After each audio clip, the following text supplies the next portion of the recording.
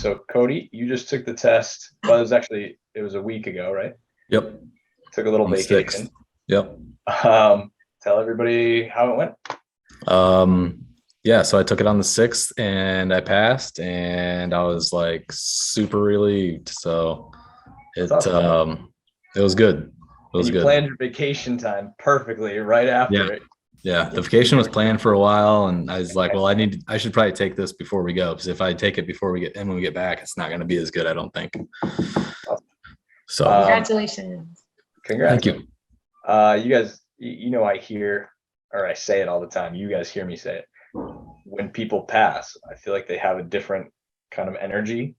People sometimes are like really stressed out and stressed about the whole test.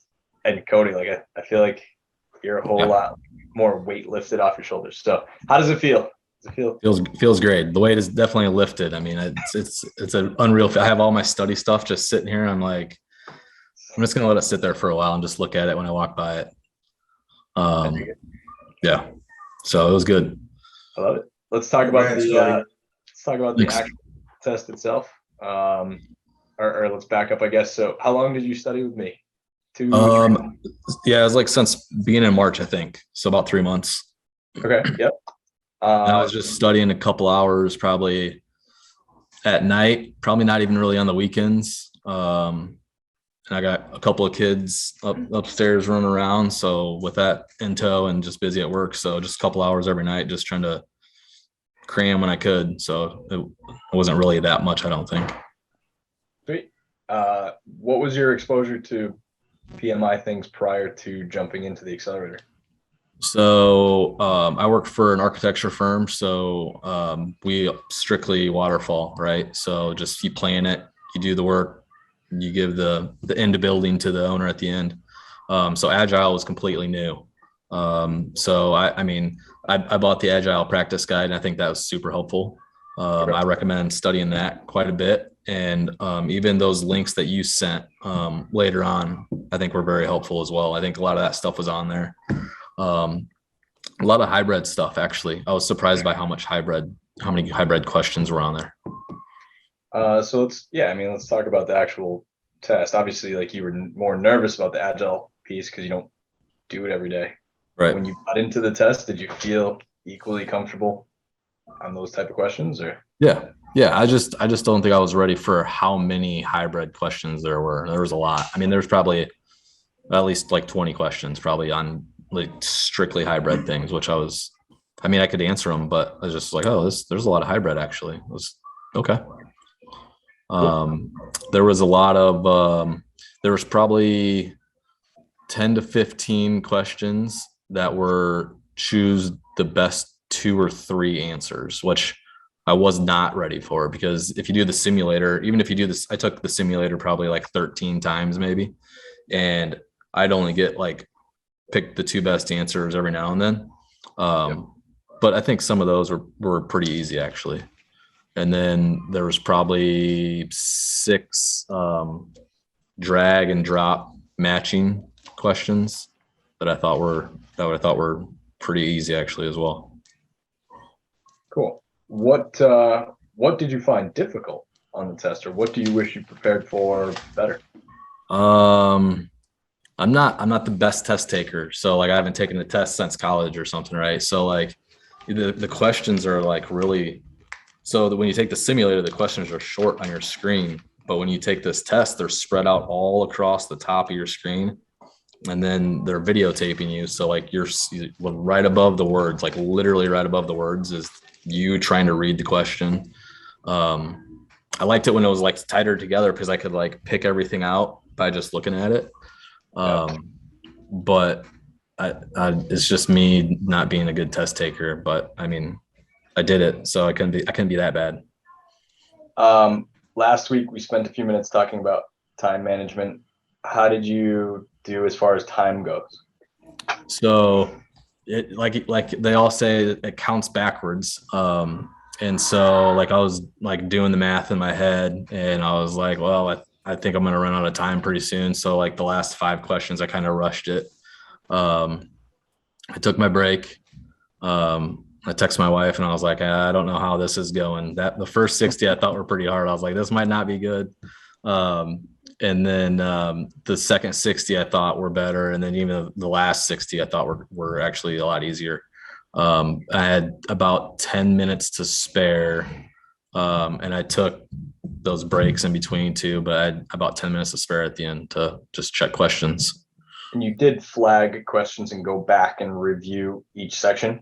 Yeah, I flagged maybe 5 or 6 questions in each section. Nothing crazy. The longer ones, like you say, to like kind of skip the big ones that are going to take up some of your time, flag those and come back for sure. I actually thought like in the second and third series of the questions that I would read the question and then kind of skim the answers quick, even though it was a long question. I would get an answer in there in case I didn't have time. That's what I was kind of worried about, running out of time. So I would flag them after I answered them, even so I could at least have something in there.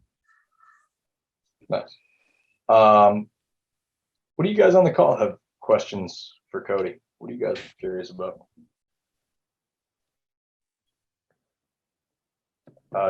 James, What was your hardest questions? Do you remember the hardest ones you had?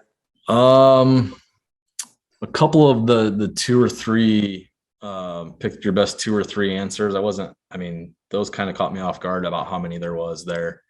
And I think most of those were agile, and a couple of hybrids. I would say if I was gonna go back and just hammer on something, definitely the practice guide.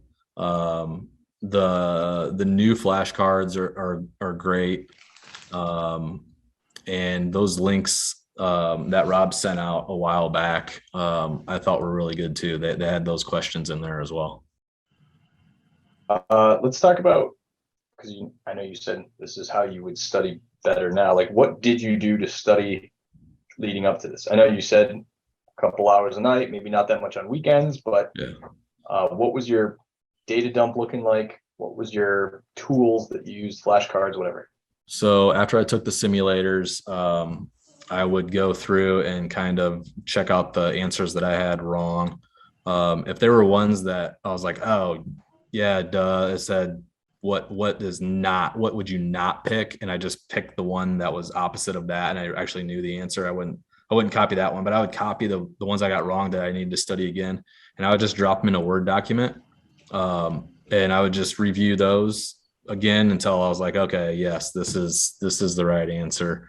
That's kind of how I did that data dump. And I kind of picked that up from Sarah, who was in our other class earlier, that she told me that's how she was kind of doing her data dump from the simulators. And I thought that was pretty helpful. Nice. As far as going back through, I know you watched the Accelerator once. I gave you some other videos like to go back and rewatch. Do you think you went back to other sources? Like, did you watch the podcasts or the YouTube videos or anything like that?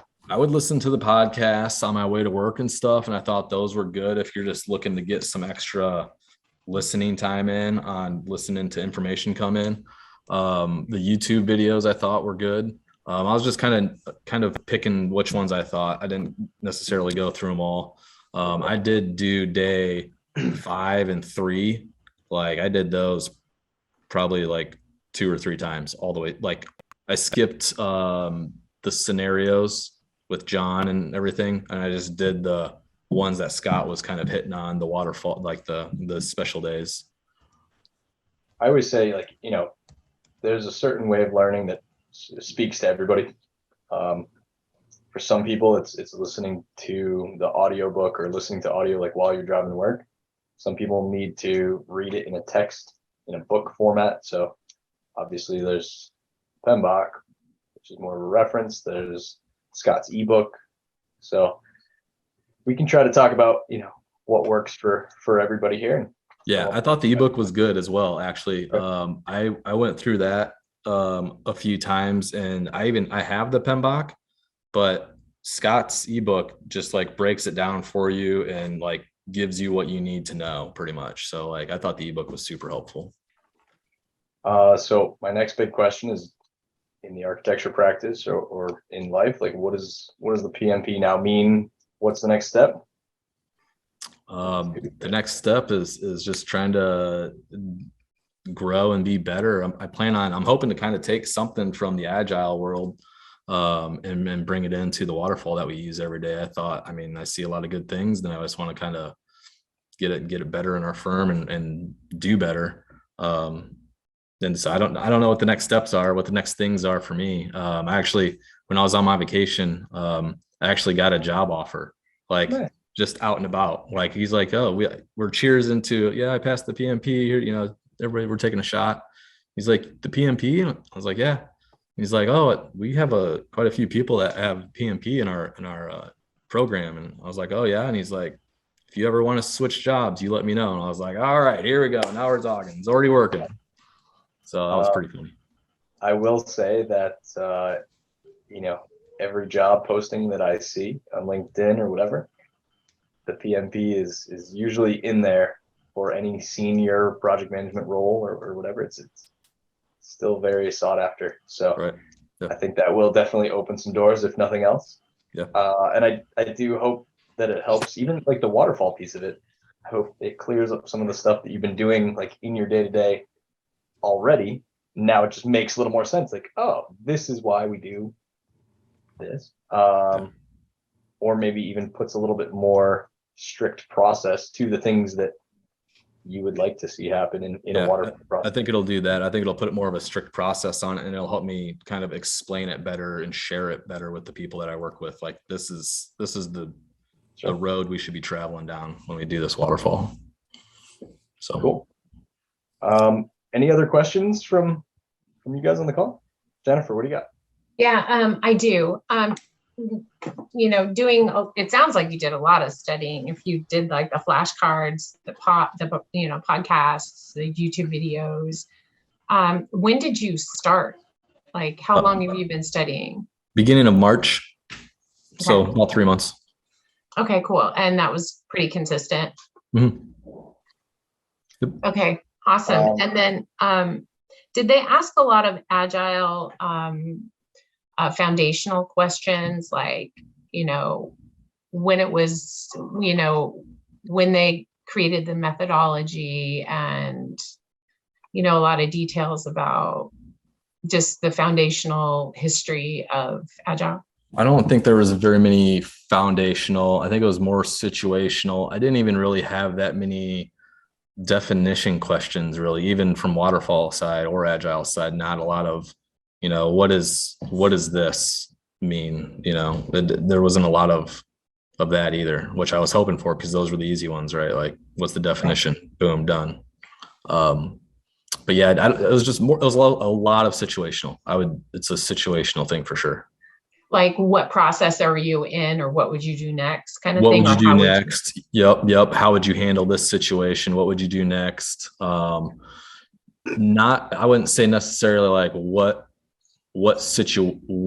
part of this are you in, but like, just what would you do next? I mean, you have to know where you're at, right? To know what you do next. So, but the question isn't where are you at? It's just what would you do next? Okay, cool. Thank you. Mm-hmm. Congratulations again. Thank you. Cody, so a lot of people, ask how long you've been studying this. My question is always, do you think you could have gone and taken it sooner and still crushed it and passed? I think so. Yeah. How much sooner? I think, at least, I don't know, probably a few weeks. Okay. I think a couple months would have been good for me, just because if I would have had more time just to study more, I think I could have done it a lot sooner, but sure. I think I was probably ready sooner. I think you were on a very average schedule. Like, I think most students are somewhere around what you were doing. I don't think you were over or under. I think, most people commit an hour or two a day. And I think there was a point where I was like, Cody, you're ready to go take this. Like, you're good. I think a lot of students, and I'm not saying that you were this necessarily, but a lot of students kind of wait because they want to know everything. And they're like, there's so much more to learn. And I'm like, as far as the purposes of the test, go take the test. Yeah. And I think you were right where you needed to be. Like, you went in there, you were confident. So I think there's this kind of balance of knowing everything you want to know so that you're confident, but also not going so far down the rabbit hole that you spend another year studying and dragging this out. So I think 2 to 3 months is a really good window for any of these students that are newer here on the call. Yep. All right. Anything else, guys? Cool. Cody, thank you, man. I'm super proud. Congratulations. Thank you. I sent you that message. Like, it's a huge achievement. It's a big thing, big test. So don't take it lightly. Let it sink in. Thanks for coming and talk with. Really appreciate it. Absolutely. Okay. Well, I'm sure we'll be talking again soon. If you need anything else, you know how to get a hold of me. But congrats. All right. Thanks, guys. Thanks, Rob. Absolutely, man. See you guys later. Bye. Congratulations.